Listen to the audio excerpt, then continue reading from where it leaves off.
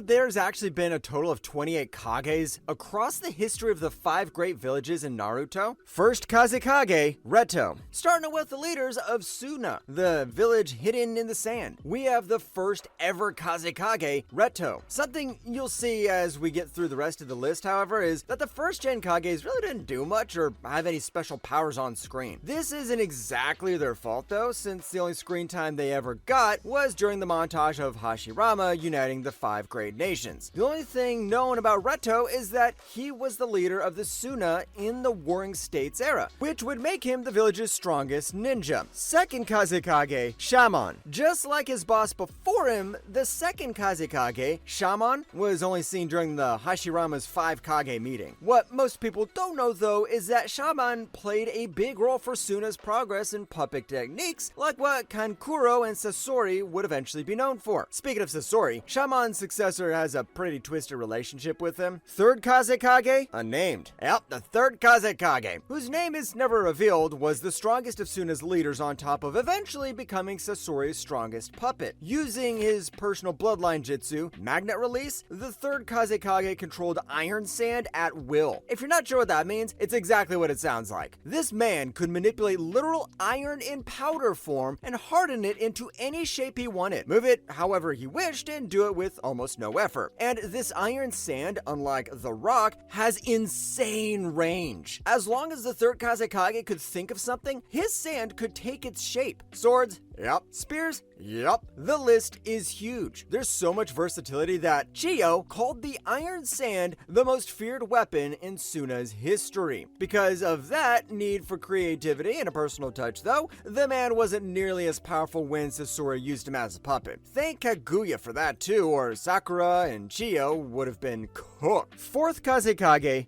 Rasa. But even then, they wouldn't be nearly as cooked as the worst father in all of Suna, the fourth Kazekage, Rasa. His personal flaws aside though, Rasa was almost as powerful as the third Kazekage before him. After all, not only did he manage to learn the third's magnet release, he even made it his own by using gold dust instead of iron sand. If you're thinking, that's kinda arrogant, well, yes, but there's also a good reason for it. See, gold dust is heavier than normal sand. This is especially important because Shukaku, the ultimate weapon of Suna, uses sand and wind as his main weapon. Rasa, having power over gold dust, meant that he was able to bring down even the One Tail and maintain the village's control over the beast. Even though his gold dust was a step down from iron sand, Rasa was still able to carve out a name for himself in the ninja world using it. After summoning his dust from seemingly nowhere, he'd lash out with precise and fast burst attacks meant to instantly overwhelm enemies. Defensively as well, the gold dust worked perfectly to form thick and super durable walls. Unfortunately, none of that could save him from being stabbed in the back by the snake that impersonated him during the Chunin exams, Orochimaru.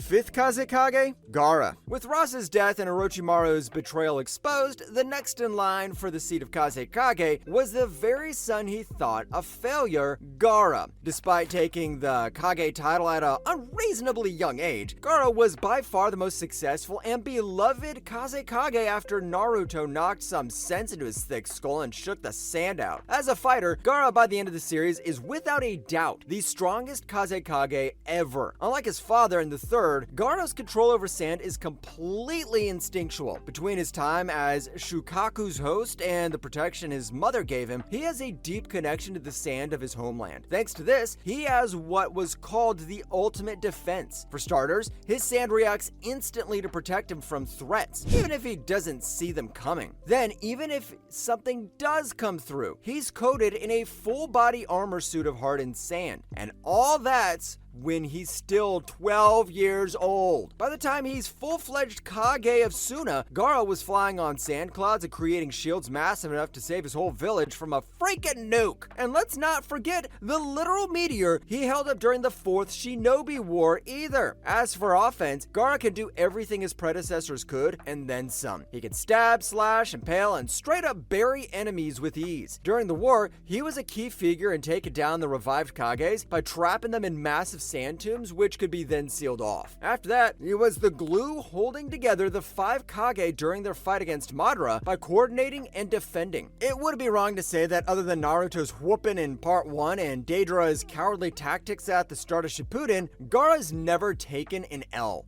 Now, while the Kazekages might not be that interesting other than Gaara himself, the heaviest hitters on this list are easily the most complex and overpowered beings in the whole show, but we'll get to those in a little while. First, Mizukage by Akurin. For now, we'll move over to the hidden village of the Mist, Kiri, and its first Mizukage by Akurin. As with Reto, the only stuff that's known about Byakuren is that he was at the first 5 Kage summit. He was probably strong since he was the leader of his village and the old guy had one foot in the grave already. Second Mizukage, Gengetsu Hozuki. After Byakuren, Gengetsu Hozuki took the title of Mizukage and became Kiri's second leader. In short, Gengetsu's greatest claim to fame and most dangerous power was being the Logia fruit user. No, I'm not joking. And while Gengetsu had absolute mastery of water style, this ability was actually from his bloodline. The Hozuki clan, you know, the same as Sasuke's twink friend when they were working as terrorists. Like Suigetsu showcased earlier on in the series, the Hozukis can completely transform their bodies into water at will and use it however they like. Combined with his water style mastery, Gengetsu's own body was the only weapon he ever needed. He could turn liquid to escape any kind of containment, shoot high-pressure, high-speed water bullets that cut through sand clones, create watery doubles of himself, and even ones that go boom because they've got oil mixed in. Putting all these abilities together, Gengetsu was actually strong enough to kill the second Tsuchikage, even if it did cost him his life. And yes, that's a massive feat, because he's one of the powerhouses I'll be talking about soon. Third Mizukage, unnamed. After Gengetsu died taking down Mu, the title of third Mizukage was taken by this guy. And that's all we know about him. He doesn't even get named, seen only as Byakuren's guard at the first 5 Kage summit. Fourth Mizukage, Yagura Karatachi. Unlike the third, Yagura Karatachi, the fourth Mizukage was actually relevant. For starters, Yagura was the Jinchuriki of the Three Tails Isobu. More importantly, he was one of the few Jinchuriki with complete and perfect control over his Biju. Thanks to that, he had all the basic abilities like the stage 1 and 2 chakra cloaks, but on top of that, the midget could whip out Isobu's actual tails and body parts mid-battle. And that's just a preview, because he's even able to transform fully into his beast, turning into a hulking monster of shell death and unbreakable skin. And seriously, it took Naruto and his guys a whole filler arc just to get through Isobu's shell. Despite how powerful Yagura's beast form is though, it's actually something he kept as a last resort during his time alive. Instead, he relied on his own abilities with water style jutsu and his massive hook club staff. One of Yagura's abilities, water mirrors, is actually a callback all the way to the second arc of Naruto, where Haku used his ice mirrors. With these, Yagura's able to outright reflect attacks back at his enemies. Unfortunately, even with all his talent and power, Yagura just didn't have the experience to survive his meeting with Tobi, then pretending to be Madara. Since their first meeting, he was trapped in the Uchiha's mind control and made to drive his village to the brink of utter ruin. A tragedy that was left for the next Mizukage to fix when she came into power. Fifth Mizukage, Mei Terumi. The successor in question is the fifth Mizukage, Mei Terumi. And yes, the character design is Gooner bait. However, Mei is still an incredibly powerful ninja with special techniques that are literally hotter than she is. She doesn't have just one, but 2 bloodline limit jutsus and her lava and boil releases. Out of these, the lava release is obviously pretty self-explanatory. The woman spits out acidic mud that can melt almost anything. The steam from this stuff alone is game-changing factor in battle because of how much of a smoke screen it provides. And if you want proof of how dangerous it is, she was able to melt part of Madara Susanoo's ribcage with it. Need I say more? Similarly, her boil release lets her spray out a corrosive mist that burns straight through anything it touches like it's made of wet tissue. And yes, that includes Susanoo's ribs as well, though in this case they were Sasuke's. Other than her unique jutsu, Mei's a very powerful ninja in general, with all her basic and advanced techniques being at a mastery level worthy of a Kage. Fifth Mizukage, Chojuro. Finally, for the current and latest generation of Mizukage, we have the man who used to be Mei's biggest fanboy, Chojuro. After the end of Kaguro's term, Chojuro was one of the shinobi chosen as the next generation of Kiri's 7 ninja swordsmen, a position given only to those with the most elite swordsman skills and battle potential. So it's no surprise that even among the 5 Kages of his generation, he's known as the best swordsman and assassin of them all. And yes, this is thanks to his own effort, but it's also because of the weapon he wields. Chojuro is the wielder of the Hiramikari, the sword that boasts the most versatility of all the 7 ninja blades of Kiri. By pumping his chakra through this weirdly formed slab of metal, Chojuro can solidify that chakra into any shape he wants. Whether that's a hammer to smash, a blade to slice, or a spear to stab, he can make it happen. In fact, he does just that against Sasuke during the 5 Kage summit. Now, it's time to move on to the real heavy hitters I mentioned earlier. First Raikage, A the First. Hailing from Kumo, the village hidden in the clouds,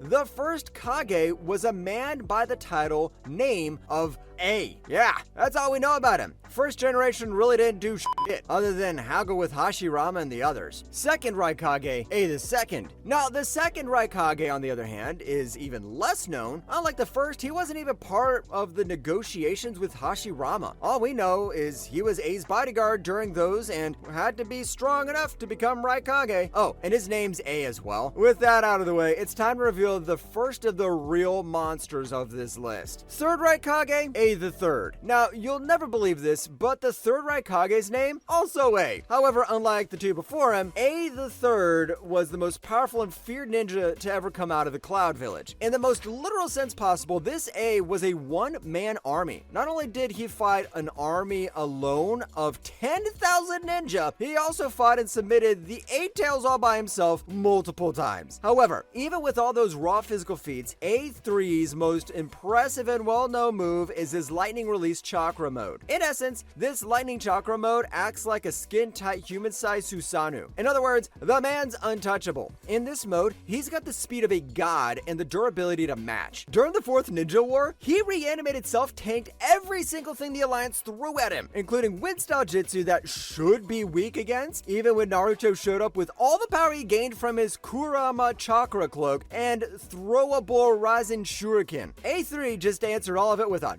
nope. The monster dodged one of the rising shurikens. Can you imagine being so overpowered that the only way to kill you is making you do it yourself? Because that's what Naruto ended up doing when nothing else worked. By faking him out and making him trip, Naruto had A3 fall on his own razor-sharp chakra-clad hand, which finally took him down. And the craziest part is, even with all his speed, A3 is actually the tank of his family. His son, the next Raikage, and another of the S tiers, was the real speedster. Fourth Raikage, A the Fourth. After A3, the title of Raikage soon fell to his son, the fastest ninja to ever be born in Kumo, the leader of the Great Shinobi Alliance and the 4th of his name. Yeah, they're really attached to that name. A the Fourth is every bit the beast his father was, and then some. In terms of raw strength, he's got feats like severing one of 8 Tails' horns and breaking through Sasuke's Susanoo with pure bicep power. Just like A3, he too has lightning release chakra mode to use as a final power-up. For A4 though, the mode might as well be called Super Saiyan. The second he activates this, just know that he's untouchable by all the fastest beings. You know, Amaterasu, the Mangekyo attack that appears instantly on the target. Yeah, he dodged that. Because A's lightning mode doesn't just buff his body, it even buffs his mind. When he's like this, his thinking and processing speeds are supercharged as well, making him able to react to split-second actions almost the instant they happen. The only people who have ever bested A in terms of speed are Minato Namikaze and Naruto Uzumaki after he gained his Kurama chakra cloak. And honestly, I wouldn't even say Minato even counts since his thing wasn't speed in the first place, but teleportation. Fifth Raikage, Darui. Finally, we have the man currently in the seat of Raikage during the Boruto era, the former right-hand man of 4th Raikage A, user of black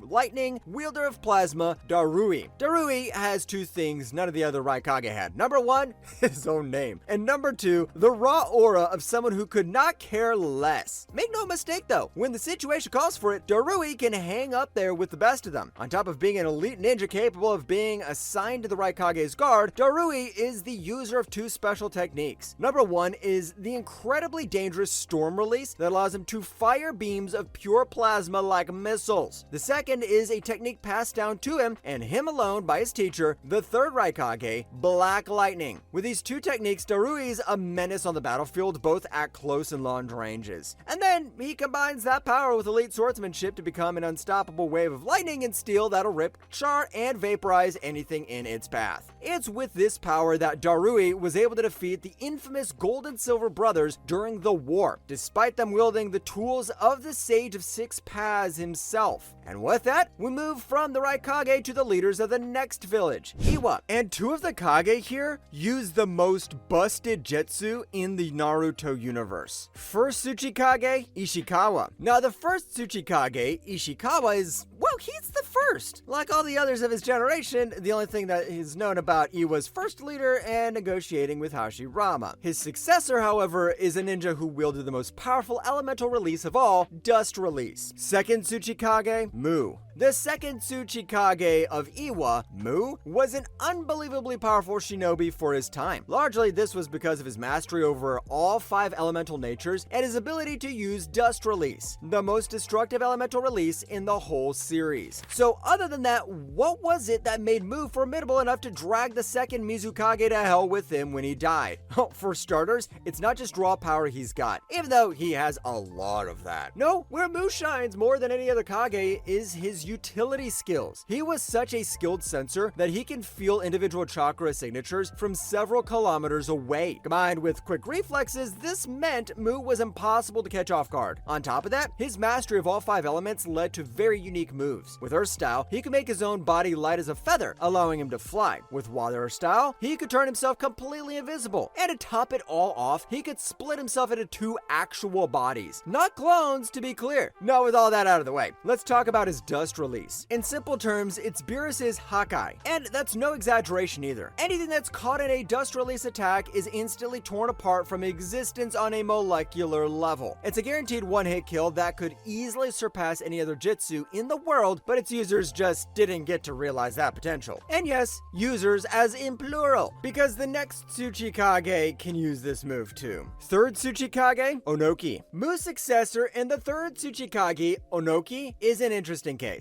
The important thing to remember about him is we've only seen Onoki in action at over 80 freaking years old. Even at this age, he held his own against a war against Madara and was recognized by him as the main threat, taking out 25 of his Susanoo clones alone. And let's not forget the absolutely legendary scene where he helps Gaara tank not 1, but 2 meteors to shave the Shinobi Alliance. Hold or not, Gramps is a total G. As far as his abilities go, Onoki's a mixed bag. He has the Earth Style mastery Mu did, allowing him to fly, but his Water Style isn't nearly on the same level. Instead, he's able to use Mei's Lava Release by artificially combining his Earth and Fire chakra natures. His Dust Release, though, Onoki took what Mu made and elevated it to perfection. When he uses the element, Onoki can control every aspect of the cubes he makes, from the size to their strength and even what form they take, making him a god of destruction in his own right. Overall, his power, intelligence, and effectiveness in battle paint a pretty clear picture of just how skilled Onoki must be to have lived so long in the shinobi world. With a legacy like that, no one could expect his successor to even come close, but the next Tsuchikage certainly does their best.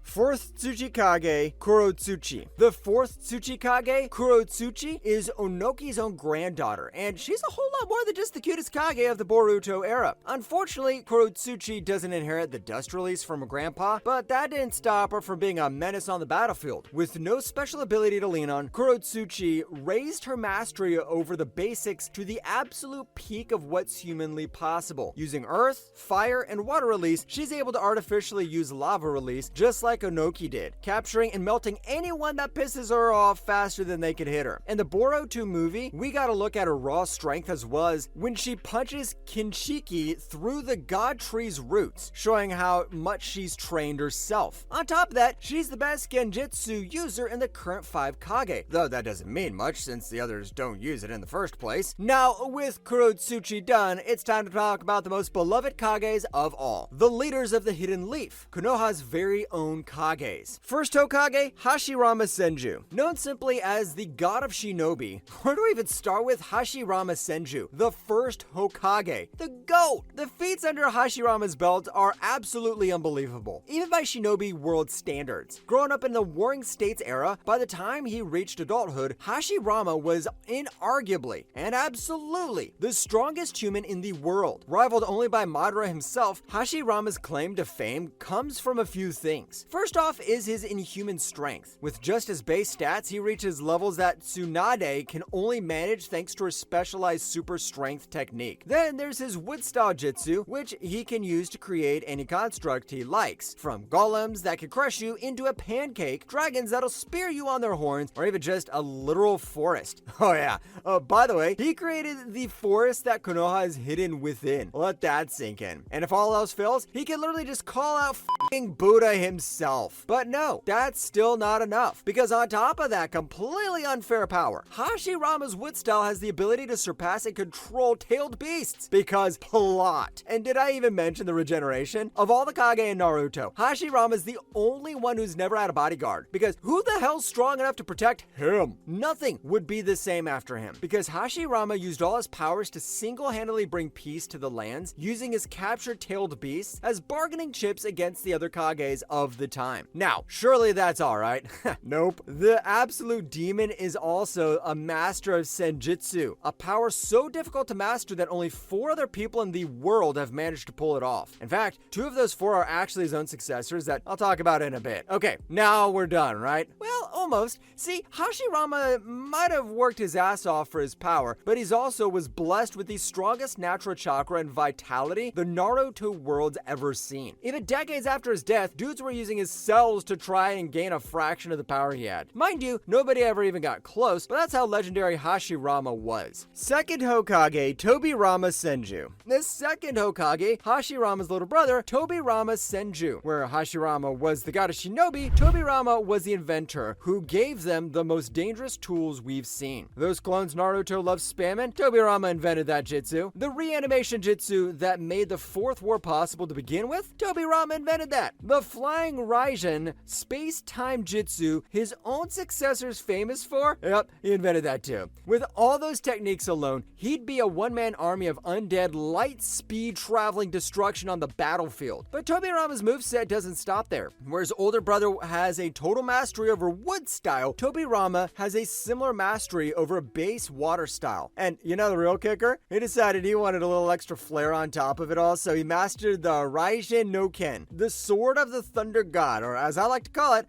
a chakra lightsaber. Between the water-based weapons, the waves he used to move across the field, the lightsaber, the clones, and the flying Raijin, which made him the fastest shinobi ever, surpassed only by the 4th, Tobirama was the closest thing to a god on Earth after Hashirama himself. If you can ignore his hate boner for uchigers, he was a damn near incredible leader too, creating the basis for the modern-day shinobi system ninjas and mission rankings. And like a true politician, he hid his racism and gave the Uchihas control of the village police force. Now, what happens when a shinobi with plenty of natural talent grows up under the mentorship of 2 otherworldly Senju brothers? Third Hokage, Hiruzen Sarutobi. You get the first man to be hailed as the Professor, the second to be hailed as God of Shinobi, and the third to be called Hokage. Hiruzen Sarutobi, the student of both Hashirama and Tobirama, was the longest reigning Hokage of Konoha, and for good reason. Promoted to the position on the field after Tobirama sacrificed himself for his squad, Hiruzen used the teachings of his mentors to become the most respected Kage in all 5 great nations during his time. With mastery over all 5 chakra natures, a massive chakra pool, and being a prodigy who was the strongest of his clan, Hiruzen was, by all means, him. There wasn't a non-bloodline jutsu this man hasn't studied. He couldn't stop there though. After all, every Hokage needs their own unique flex, and Hiruzen's was his summoning contact with Monkey King Enma. Not only could he fight alongside the Wukong-inspired beast as a dynamic duo of destruction, Enma could transform into an adamantian staff harder than even diamond. Thanks to his extensive training, Hiruzen wielded Enma in this form like an extension of his own body, making it all but impossible for an enemy to get close to him. And finally, a of course. The jutsu that traumatized our whole generation when we watched him use it back in the day, the Dead Demon Consuming Seal, a last resort sealing jutsu that calls forth the Grim Reaper himself to seal away the soul of the summoner's target. In fact, this is the very jutsu that took the life of Hiruzen's successor and one of the most dangerous shinobi to ever live. 4th Hokage, Minato Namikaze, the Yellow Flash, father of the Child Prophecy, student of the legendary Sannin, Jiraiya, Devil of Iwa, savior of Konoha, and the fastest man alive. All titles belong to Minato Namikaze, the 4th Hokage of Konoha, and each of them earned through hard work, raw talent, and perseverance. Unlike most of the Kage, Minato had no ninja background. He was an orphan from an ordinary family with no ties to anyone but the ones he forged himself. Despite this, he worked hard to take advantage of being a natural prodigy, and from the time he was a genin, already started being a true hero. Minato's skill set might not be as massive as his predecessors, but what he did very well. After creating the Rasengan by studying how a tailed beast bomb works, Minato combined it with the Flying Raijin teleportation jutsu to become the shinobi world's boogeyman. With the ability to instantly be anywhere in all the elemental nations as long as one of his seals was there, he was feared far and wide, and recognized by even his greatest rival at the time,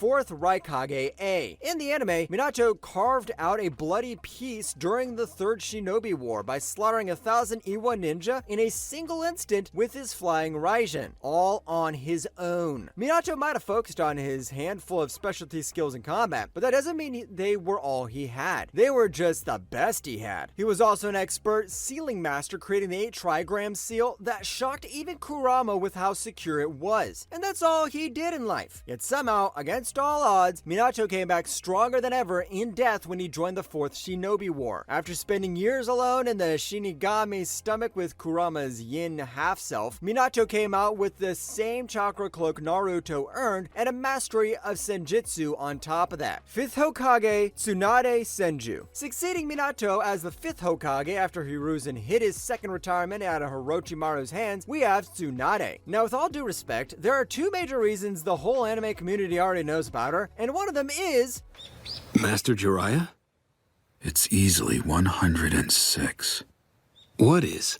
The other is the abilities she inherited as the granddaughter of Hashirama Senju. While she's not naturally on the same level as him, Tsunade can use her Byakugo seal to emulate the same level of regeneration as him, while using pinpoint chakra control to make her physical attacks just as explosive. Thanks to this, she's a warrior and a healer rolled into one amazing package, capable of holding off the Madara Uchiha during the war and healing all of Konoha's during Pain's assault. The thing more amazing than her medical skill, however, is her terrible luck at gambling, an unfortunate hobby that she probably shouldn't have inherited from Hashirama. 6th Hokage, Kakashi Hatake. With that, we move on to the 6th Hokage, Kakashi Hatake. He's known by many titles: Kakashi the Copycat Ninja, Kakashi of Thousand Jutsu, Son of the White Fang, student of the Yellow Flash. The most ironic, though, is Kakashi of the Sharingan, because he doesn't even have that anymore during his time as Hokage. If we're considering Kakashi at his peak in the 4th War, he's right up there with the likes of Naruto and Sasuke. Not only does he have his ton of original lightning style jutsu, he also has his summons, mastery over multiple elemental natures, Nara level intellect, Inuzuka level senses, Uchiha level genjutsu, Rock Lee level taijutsu, and elite level ninjutsu. And then you throw the perfect eternal Mangekyo Sharingan that Obito gifted him for the final fight, and he has unlimited Kamui, perfect Susanoo, and boosted chakra reserves on top. It's not inaccurate to say that Kakashi is a combination of the best aspects of some of Konoha's greatest clans. Make no mistake, even after losing his Sharingan, Kakashi is still one of the finest shinobi Konoha has ever produced. To deal with the loss of the Uchiha Eye, Kakashi developed a whole new lightning style technique, Purple Electricity. With all his skills, battle experience, and intelligence, the Lightning Bearer is one of Konoha's greatest protectors to this day. Even in old age, he fought off Kashin Koji, one of Kara's strongest members. In fact, the only Konoha shinobi who's stronger than him at present, other than Sasuke, is his own successor as the 7th Hokage. 7th Hokage, Naruto Uzumaki. And beyond